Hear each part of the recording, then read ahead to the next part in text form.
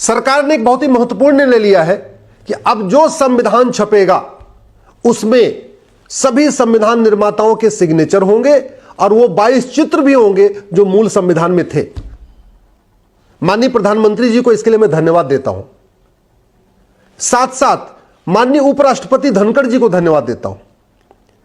मैं पिछले कई वर्षों से इस बात को बार बार कह रहा था कि जो संविधान है ये अधूरा है, ये मूल संविधान नहीं है। कायदे से संविधान वो मार्केट में रहना चाहिए, वो सबको मिलना चाहिए, स्कूल में, कॉलेज में या कोर्ट में, जो जिसपे वो सारे सिग्नेचर भी हो संविधान निर्माताओं के और 22 चित्र भी हो। पिछले 10 वर्षों से मैं पूरे देश में घूम घूम के कहता रहा, कई बार मैंने सरकार को भी लिखा, लेकिन अब जाके ये तय हुआ है कि अब वो संविधान मिलेगा। हुआ ये कि राज्यसभा में सांसद राधा मोहन अग्रवाल जी ने ये प्रश्न खड़ा किया। उसके बाद उपराष्ट्रपति जगदीप धनखड़ जी, जो सुप्रीम कोर्ट के सीनियर एडवोकेट भी रहे हैं, राज्यपाल भी रहे हैं, संविधान को जानते हैं, संविधान सभा में क्या क्या चर्चा हुई उसको जानते हैं, उन्होंने कहा कि नहीं, यह सरकार की ड्यूटी है कि वो सुनिश्चित करे कि जो संविधान पब्लिश हो उसमें सबके सिग्नेचर हो संविधान निर्माताओं के और 22 चित्र भी हो। उसके बाद वहां पे नेता सदन नड्डा जी ने खड़े होकर कहा कि अब सरकार सुनिश्चित करेगी कि जितने भी पब्लिशर हैं वो जो संविधान छापेंगे उसमें सिग्नेचर भी होगा, फोटो भी होगी। इसका बहुत ही दूरगामी परिणाम होगा। दूरगामी परिणाम क्यों होगा वो मैं आपको बताता हूं। भारत के संविधान का जो कवर पेज था, अभी तो देख रहे हैं कवर पेज, इसमें कुछ बना ही नहीं है, बस ऐसे काला पीला बना हुआ है। जो कवर पेज था संविधान का, उसमें सुनहरे रंग का सतकमल दल बना हुआ था, उसमें और भी फूल पत्ते बने हुए थे, अजंता की भित्त चित्री बनी हुई थी, अशोक चिन्ह था फ्रंट पेज पे, अशोक स्तंभ था फ्रंट पेज पे, 4 शेर थे, हाथी था, घोड़ा था, नंदी जी थे संविधान के फ्रंट पेज पे, एक सिंह भी था, चक्र भी था। इसी तरीके से पार्ट वन में सिंधु घाटी की जो सभ्यता का जो सबसे मुख्य चिन्ह रहा है वो जैबू बेल। जैबू बेल को बहुत ही पावरफुल बैल माना जाता है। जैबू बेल बहुत अच्छा एक टीम लीडर होता है, बहुत मजबूत होता है। जैबू बेल क्या करता है कि जो पूरा झुंड होती है उनमें सबकी सुरक्षा करता है। तो इसमें पार्ट 1 में जैबू बेल बना हुआ था। पार्ट 2 में वैदिक काल के गुरुकुल बने हुए थे और वहां पे बच्चे भगवान सूर्य की पूजा कर रहे हैं और हवन कर रहे हैं, अग्निदेव की पूजा कर रहे हैं। ये पार्ट 2 पे बना हुआ था। पार्ट 3 जो फंडामेंटल ड्यूटी है, उस फंडामेंटल राइट है पार्ट 3, उसमें पुष्पक विमान से भगवान राम, लक्ष्मण और माता सीता जी अयोध्या वापस आ रहे हैं। यह चित्र बना हुआ था। पार्ट 4 पे भगवान कृष्ण अर्जुन को उपदेश दे रहे हैं। पार्ट 4 क्या है? डायरेक्टिव प्रिंसिपल है।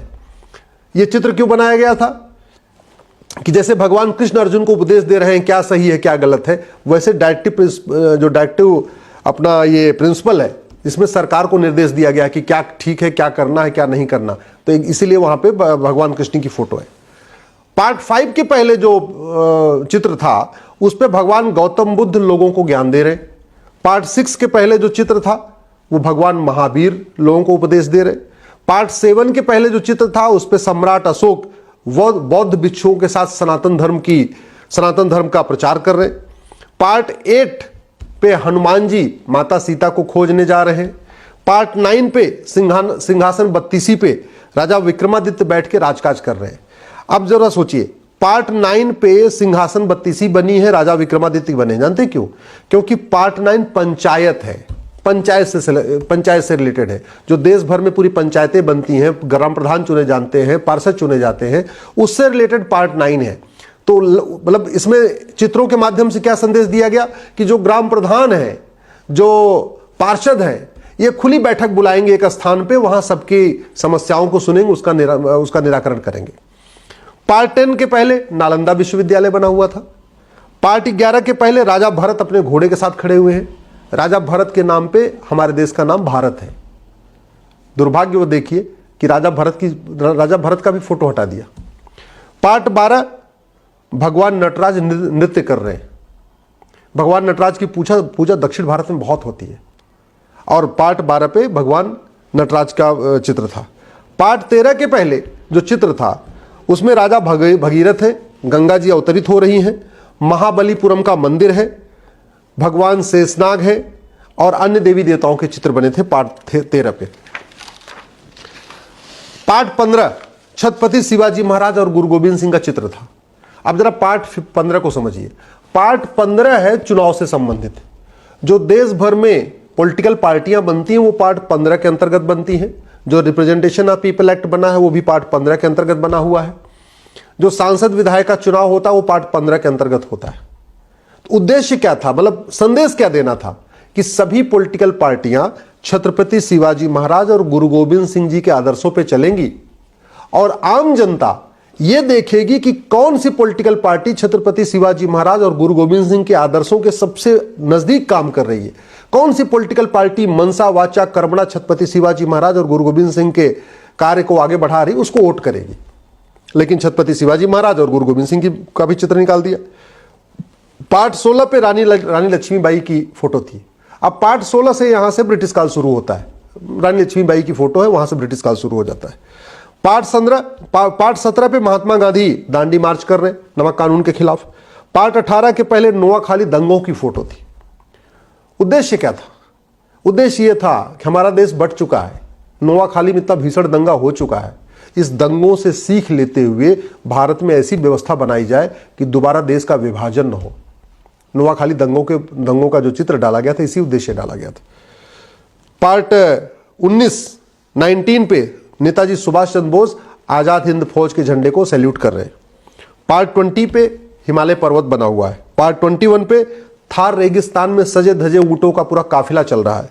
पार्ट 22 पे समुद्र की लहरों को हराता हुआ जहाज आगे बढ़ रहा है। ये सारे चित्र बने हुए थे। इन चित्रों का एक उद्देश्य था, इन चित्रों का एक संदेश था। अगर ये चित्र होते तो मुझे लगता है सबसे बड़ी बात तो ये होती कि सुप्रीम कोर्ट इस संविधान की कभी गलत इंटरप्रिटेशन नहीं कर पाता। सुप्रीम कोर्ट जो बार बार कभी सेकुलरिज्म की गलत इंटरप्रिटेशन करता है, कई बार फ्रीडम ऑफ स्पीच की गलत इंटरप्रिटेशन कर देता है, कई बार फ्रीडम ऑफ एक्सप्रेशन की गलत इंटरप्रिटेशन कर देता है, कई बार फ्रीडम ऑफ रिलीजन की गलत इंटरप्रिटेशन कर देता है, कई बार जो व्यापार का अधिकार है, राइट टू प्रोफेशन है, राइट टू बिजनेस है, उसका गलत इंटरप्रिटेशन हो जाता है। अगर ये चित्र होते तो इसका गलत इंटरप्रिटेशन नहीं हो पाता। और सच्चाई तो ये भी है कि अगर ये चित्र रहे होते, भगवान राम के चित्र, भगवान कृष्ण के चित्र, हनुमान जी के चित्र, हमारे देवी देवताओं के चित्र, तो मुझे नहीं लगता कि इसमें दोबारा कोई सेकुलर शब्द जोड़ भी पाता जो इमरजेंसी में जोड़ा गया। बहुत सारे काम अगर इसमें ये सारे चित्र रहे होते तो नेता, अभिनेता, लेखक, बुद्धिजीवी, पत्रकार, कलमकार अपने अपने मन से, अपने अपने तर्कों के साथ संविधान की अपनी अपनी व्याख्या नहीं कर पाते और जो दुनिया भर का कंफ्यूजन क्रिएट हुआ है वो कंफ्यूजन नहीं होता, क्योंकि हर पार्ट के पहले किसी न किसी का चित्र था। हनुमान जी का चित्र है, सम्राट अशोक का चित्र है, भगवान महावीर का चित्र है, गौतम बुद्ध का चित्र है, भगवान कृष्ण का चित्र है, भगवान राम लक्ष्मण सीता का चित्र है, हमारे गुरुकुल बने हुए हैं। अब अगर गुरुकुल बना होता, गुरुकुल बनाने का उद्देश्य क्या था? और गुरुकुल किस पे है? पार्ट 2 पे सिटीजनशिप पे है, यानी हमारे नागरिकों को वैदिक गुरुकुल शिक्षा व्यवस्था, वैदिक गुरुकुल शिक्षा दी जाए, ये उद्देश्य था उसको चित्र बनाने का। तो फिर कोई ये नहीं समझता कि नहीं सारे स्कूल एक समान होते। हमारे देश में तो पार्ट 2 पे बना था वैदिक गुरुकुल स्कूल, और 2012 में राइट टू एजुकेशन में अमेंड करके राइट टू एजुकेशन के दायरे से मदरसों को बाहर निकाल दिया। यहां पे कहीं मदरसा नहीं बना हुआ है, इस पूरे संविधान में कोई मदरसा नहीं बना है कि मदरसों को प्रमोट करना है। बना क्या है? गुरुकुल, यानी गुरुकुल शिक्षा व्यवस्था को प्रमोट करना है। सिंहासन 32 पे राजा विक्रमादित्य बैठे हुए, इसका मतलब पार्षद प्रधान को प्रतिदिन ऐसे खुले स्थान पे, सार्वजनिक स्थान पे बैठ के लोगों की समस्याएं ठीक करनी है।